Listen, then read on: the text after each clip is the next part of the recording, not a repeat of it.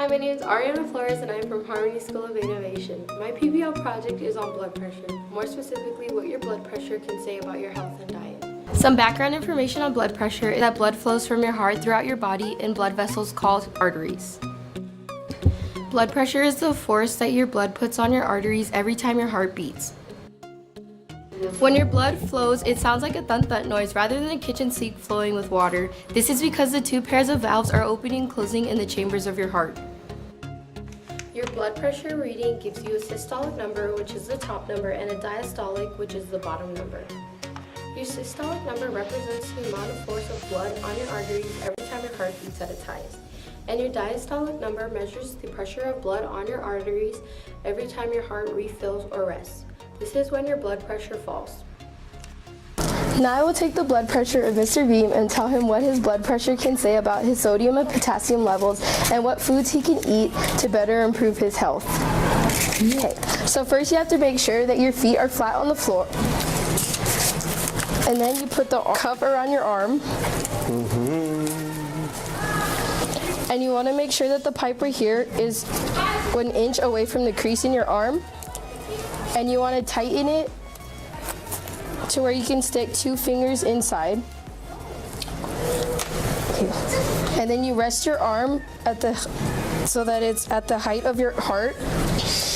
You stay calm and then you start. I'm gonna be a movie star. Okay. Now your readings may vary, so you should take your blood pressure at least 3 times and get an average blood pressure. Okay, so his first blood pressure was 132/83. Now we're gonna do it for a second time. Now his blood pressure was 128/72. Much better. And now for a third time.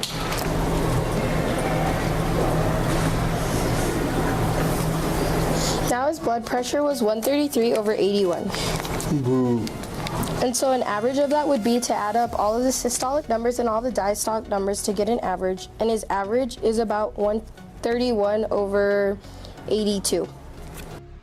Okay, so his blood pressure was kind of high, so he can lower his blood pressure with at least 5 portions of fruits and vegetables that contain potassium, because potassium counteracts the effects of sodium by balancing out the liquids in his kidneys.